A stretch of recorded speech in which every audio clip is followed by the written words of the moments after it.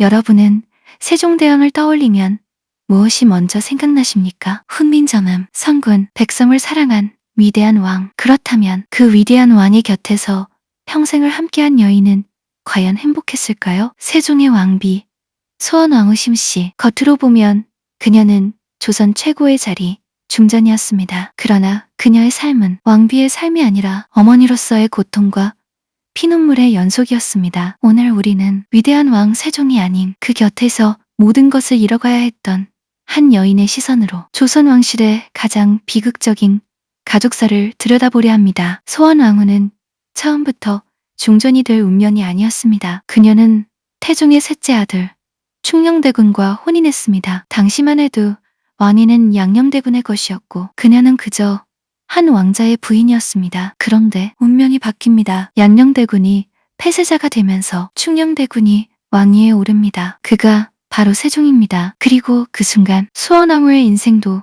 완전히 바뀌었습니다. 중전의 자리는 영광이었을까요? 아니었습니다. 왕비가 된 직후 그녀는 아버지 시몬이 영모 혐의로 사형을 받는 장면을 지켜봐야 했습니다. 시아버지 태종의 명이었습니다. 아버지는 죽고 형제들은 노비로 전락합니다. 그녀 역시 폐위 위기에 몰렸습니다. 상상해 보십시오. 왕비가 된 날 친정은 멸문지화를 당합니다. 그녀는 울 수도 항변할 수도 없었습니다. 그녀는 왕비였기 때문입니다. 그녀는 세종과의 사이에서 8년의 대군과 2명의 공주를 낳습니다. 겉으로 보면 이보다 더 완벽한 왕실 가문이 있을까요? 하지만 이 아이들은 훗날 조선을 피로 물들이게 됩니다. 첫째 문종, 어질고 총명했습니다. 8살의 세자가 되어 29년을 왕세자로 살았습니다. 아버지가 병들면 대신 정사를 돌보았고 훈민정음, 창제에도 힘을 보탰습니다. 그러나 그는 평생 병과 싸웠습니다. 세종과 문종 부자는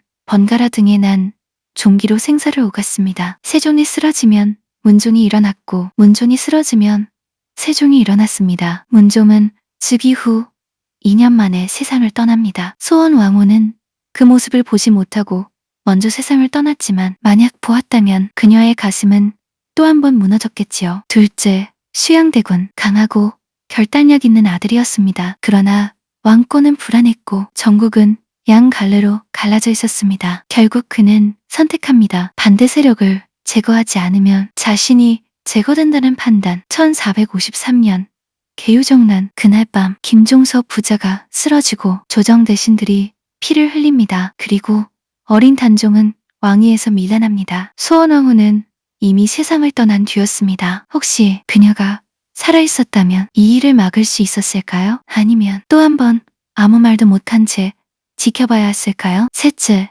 안평대군. 예술가였습니다. 목묘도원도를 남긴 천재. 그러나 그는 단종칸에 섰습니다. 결과는 귀양, 그리고 사사, 그의 저택과 서화, 작품들은 모두 사라졌습니다. 어머니는 밀렸을 것입니다. 그토록 재능이 뛰어났던 아들이 역사의 먼지 속으로 사라질 줄은. 넷째, 이명대군. 그는 수양대군을 도왔습니다. 형의 편에 섰습니다. 그 덕에 살아남았습니다. 그러나 살아남는 것이 항상 행복을 의미하는 것은 아닙니다. 다섯째, 광평대군. 19세 창진으로 요절합니다. 세종은 수라를 끊고 3일간 정사를 보지 않았습니다. 아버지의 슬픔, 어머니의 눈물, 왕실이라고 해서 자식 잃은 고통이 덜했을까요? 여섯째, 금성대군. 단종과 가장 가까웠던 삼촌, 보기를 도모하다 거열형에 처해집니다. 이것이 과연 왕가의 운명이었을까요? 일곱째, 평원대군. 형 광평대군이 죽은 지 한 달 만에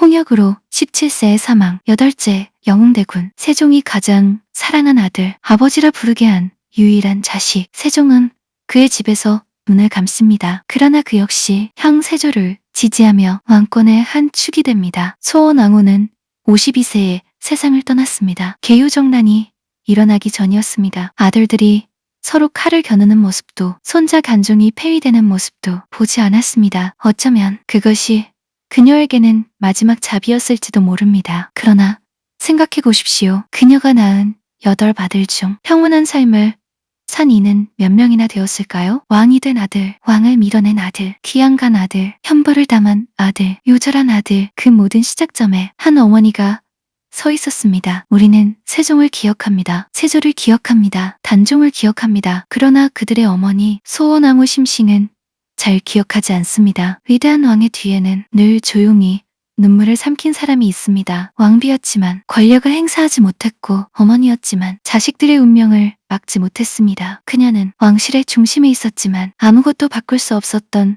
여인이었습니다. 어쩌면 조선에서 가장 고독했던 사람은 세종이 아니라 그의 왕비였는지도 모릅니다. 여러분은 어떻게 생각하십니까? 소원왕후는 불행한 왕비였을까요? 아니면 운명을 받아들인 강인한 어머니였을까요? 댓글로 여러분의 생각을 남겨주세요. 그리고 이 이야기가 마음에 남았다면 좋아요와 구독으로 함께해주세요. 다음 시간에는 조선을 뒤흔든 또 다른 왕실의 비밀을 들고 오겠습니다.